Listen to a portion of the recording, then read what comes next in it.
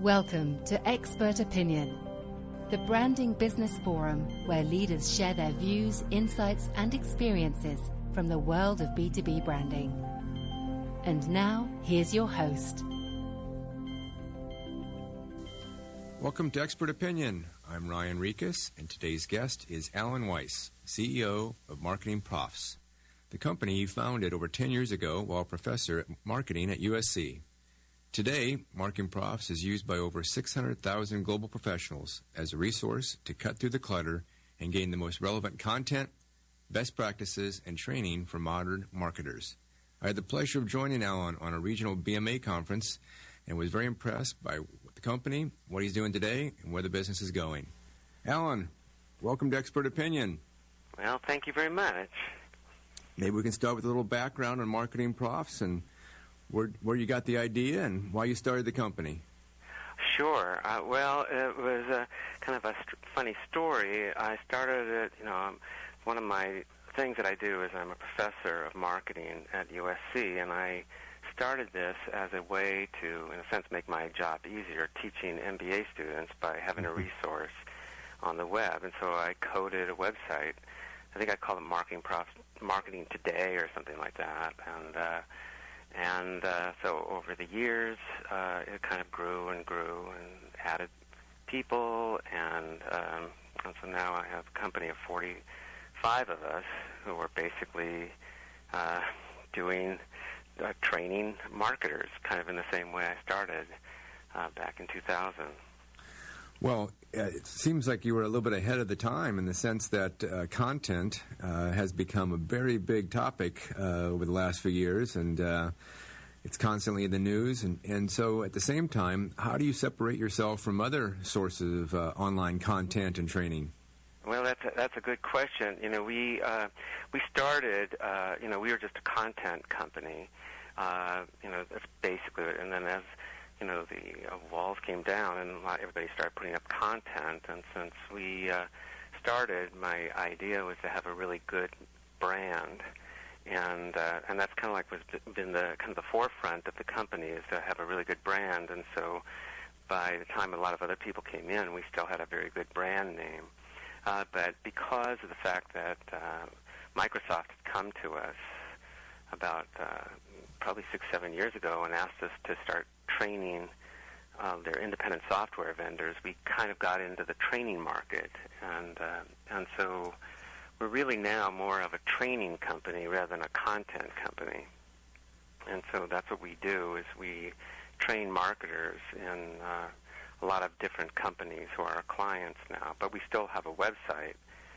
So we kind of flipped the model around. We used to be a content company that used to be kind of like did some training, and now we're a training company that uses content marketing.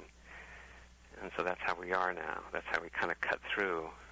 So the people we compete with are a completely different set of people because we're competing against big training companies. Yet at the same time, you're able to use your content as a means to generate awareness of your brand and create, the credibility and also, I guess, not only just awareness, but also interest in the concept of training, right? Right. Well, it's actually really interesting. The content, obviously, we started with a free-to-fee model back in 2003, so we were one of the first companies to actually charge for content because we really, we started working on, really high-quality stuff, and so and a lot of stuff came from kind of like an academic background, and so some of it was really backed by solid research, and so that a lot of that stuff was paid, and that evolved into a kind of a paid model, and so yes, like you said, there's content, what drives a lot of awareness. But the training is actually interesting because we have direct salespeople who actually call up companies. So we're dealing more with the CMOs of companies or people who not necessarily know of our content but know of the name because we've been doing so much with brand awareness. Well, I see on your website you use the term real-world education for modern marketers. Yeah. So give me your perspective about this real world education. Is that kind of the sense that, in the classroom sometimes you just get theory? Is this now more of a, education from best practices that are being used actively in today?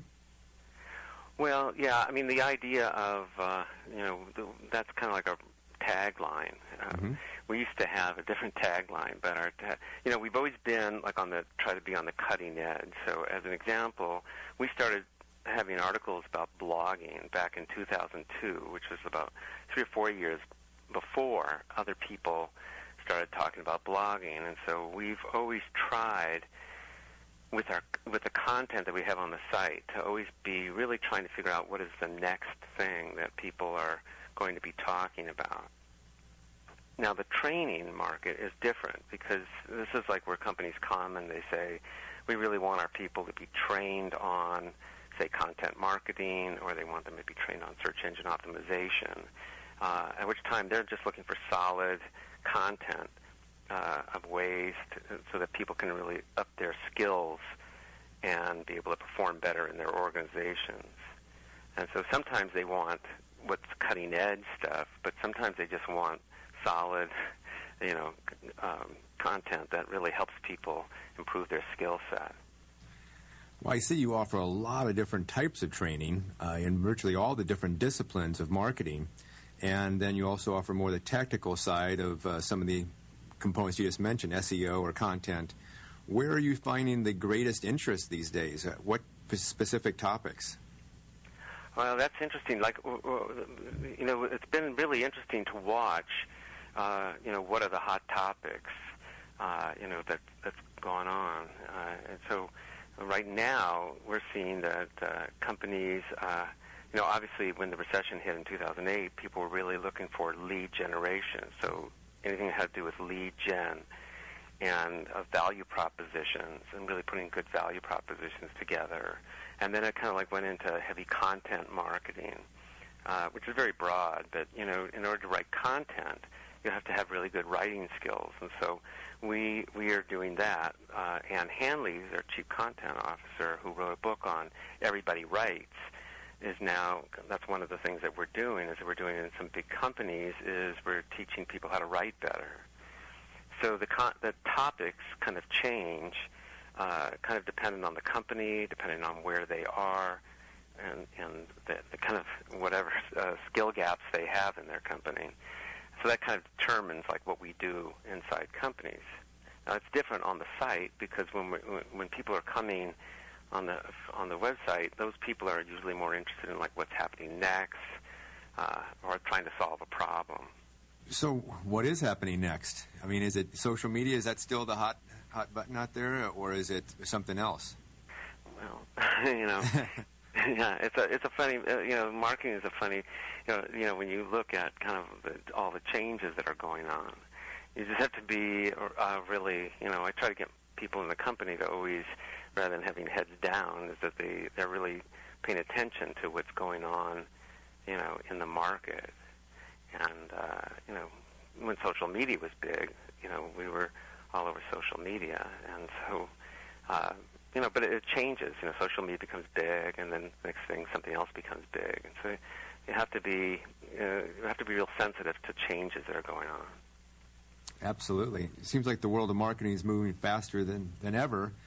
And so, marketers, whether they're the CMO or the team or other people within sales or related industries, certainly have to be well-versed in what's happening with marketing today. Yeah, it's interesting just thinking about the salespeople. There's a lot of companies with sales who, are starting to understand that this is kind of like inbound marketing is bigger. And so salespeople are now being trained. Companies want their people trained on social media, which is really kind of a new area of skills for certain people who are used to kind of like doing things in a completely different way. When you're training, do you typically train individuals, or do you train entire teams? I mean, how do we do it? Well, this is so somewhat idiosyncratic. So what we do is we have the way we do it is we have different offerings. And so, like, we have MarketingProfs University. And MarketingProfs University is really meant for individuals or small teams or small groups. So we have a lot of companies who it's not the whole company is doing training, but let's say a team of people need to be trained on something. And so that's where they go, is to MarketingProfs University. And that's kind of the way we started, was really by just doing MarketingProfs University and doing some other sorts of things. But what's happened in the last year, especially year and a half, we now have something called our Product Development Solutions, which is really our more enterprise types of ways of training.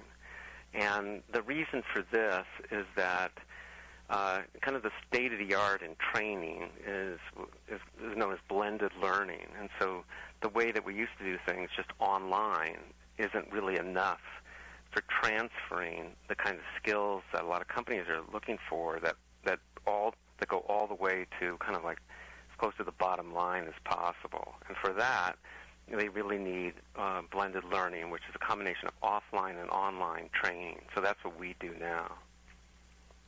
And this concept of blended learning, do you apply it in your classroom as well as an existing marketing professor? Well, that's actually interesting. People have talked about, in universities, people have talked about this for a while. They call this a flipped classroom. And the idea of a flipped classroom is that, if you went for an MBA or an undergraduate, what you do is you'd first go online. A professor would put all their online, a lot of their lecture they'd put online. And then the idea was they'd come to the classroom and they'd actually make the application of whatever they learned online. Now, that idea, oddly enough, hasn't really hasn't been a big component of the way it's done in universities. It's been talked about a great deal, but it hasn't really been done that much. But in the other world, the non-academic world, this is actually the way people are talking about is the best way to train people. So we do exactly what we don't do in universities. We actually have people go online, and we have online classes and we've tried to up the game on that by doing interactive classes. So this is kind of a higher quality way of doing online training, and then people go from there into a kind of a class. A training session where we do face-to-face training, and then after that class, when they go back online, we do more things online. And so that might be gamification. We do things called memory misers, and these kind of tactics that we do after the face-to-face training that helps people kind of retain their knowledge. Mm-hmm. Well, we've had clients in the university space and have done research and found that many people would like to have more online training and the efficiency, and as well as the ability to control schedules and times and the convenience. Right. And yet, you were describing the academic world hasn't really accepted that. Is there a perception that it's not at the same level? Is there any thought around that? Yeah, it's interesting because, like I said, that it's clear that people talk about this in academics. They say, well, and the students will say, look, I'd like to be able to do this on demand, and that's what they're looking for. But I've tried this myself, where I've actually tried to record something beforehand for my students, put it online, walk into class like a few days later, and ask them did they watch it, and most people haven't done it. And I think this is a common phenomenon. It probably happened with a lot of people, faculty, and they just give up on it. Mm-hmm. So, it's one of those things that students will say, people in general will say, this is what I want, but that doesn't necessarily mean that they'll do it. That's very true. Yeah. Well, I know you have a lot of experience in research as well as consulting in the high-tech space and internet marketing, and obviously that helped prepare you very well for this business. How do you stay ahead of not only just the trends, but also what people will actually use and utilize. Yeah, well, you see, this is one of the things that you just have to start. My idea is just being curious and try to kind of understand what's going on as much as possible. Like as you mentioned, I used to in the 90s, before I started MarketingProfs, I used to do a lot of consulting work for companies. But I found myself with Texas Instruments in particular and IBM and doing a lot of training. So I'd stand in front of these big groups of people, teach them about market segmentation or value positionings and things like that. People would take off of work and, they'd sign in and you'd have 50 people in a room and listen to people like me talk about things all day long. There was no clear way to understand whether or not that changed the way people were doing business at all or anything. And so now, years later, that's the lens that I use for looking at this training. Can we do it in a more effective way? Can we do it better than the way we used to do it? And the way a lot of companies still do it is just, do face-to-face training and don't take advantage of these new technologies that we have. So you're utilizing real-time feedback to find out what's effective and what's not and how people would like to receive both their information, their content, but also their training, right? Right, exactly. I mean, you see this when you have an online company like we do. We can watch we can watch like what people read. This is like one of the things that we do. Our gamification. And there's a whole new thing that's going on in the market for learning management systems. So learning management systems are turning into something called learning record systems.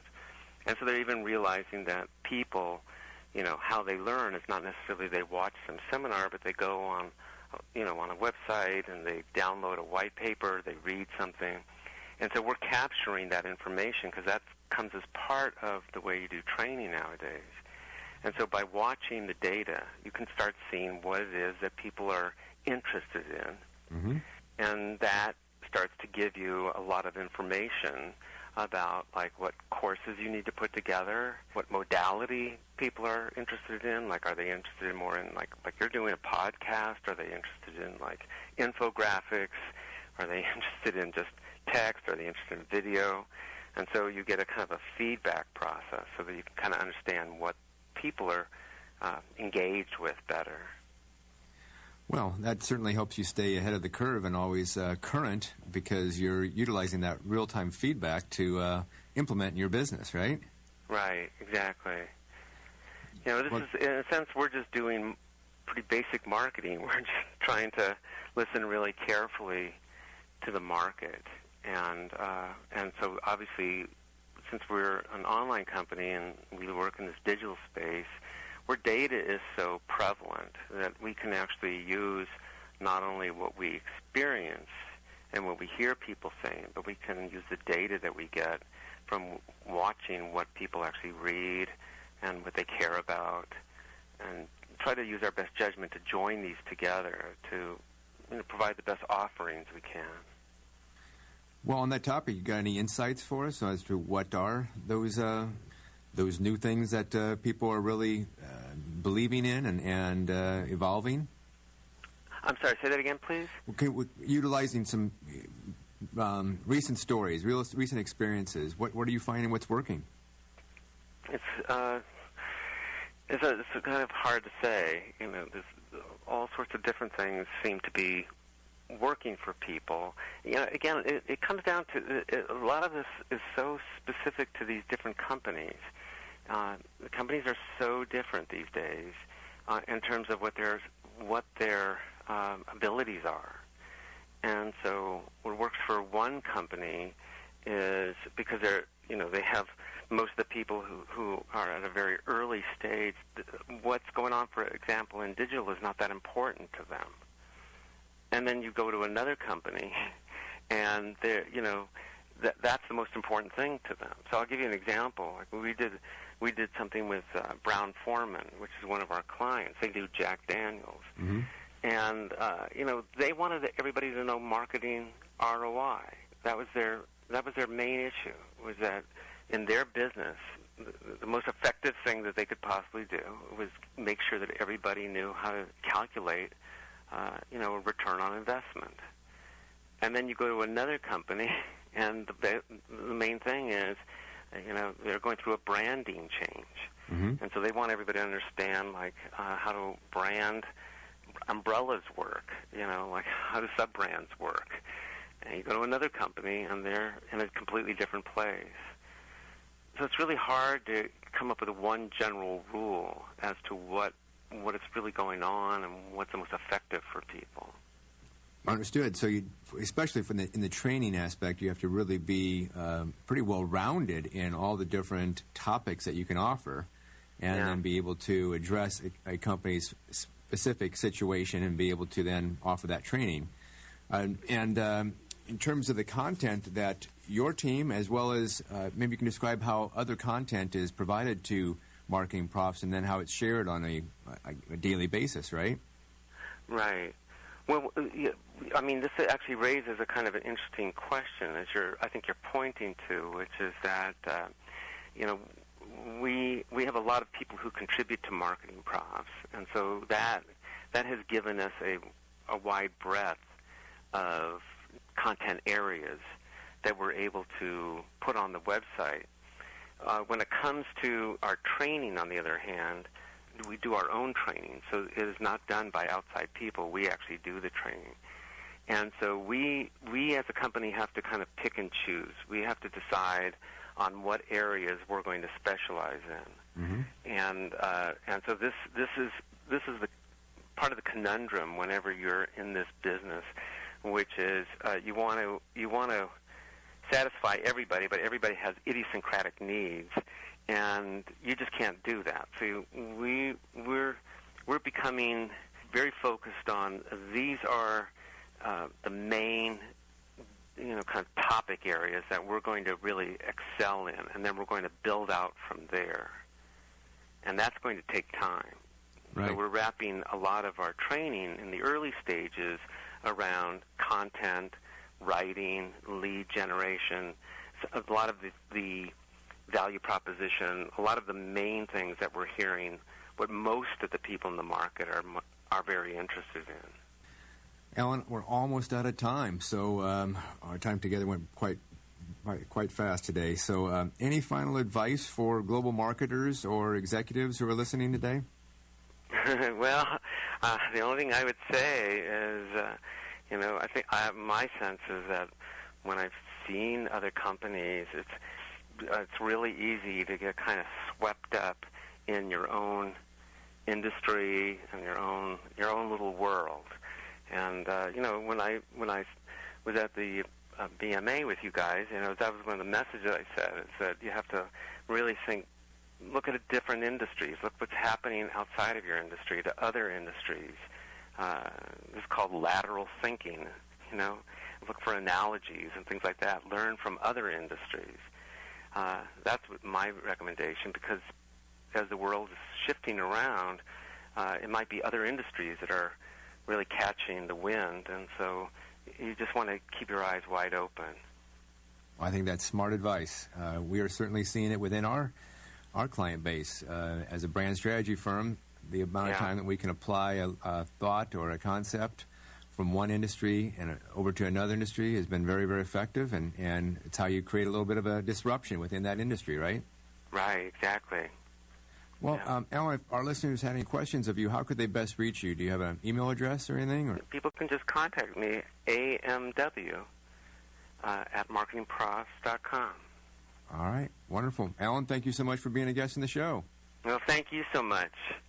All right, that concludes our show for today, in a Branding Business Forum where thought leaders share their point of view.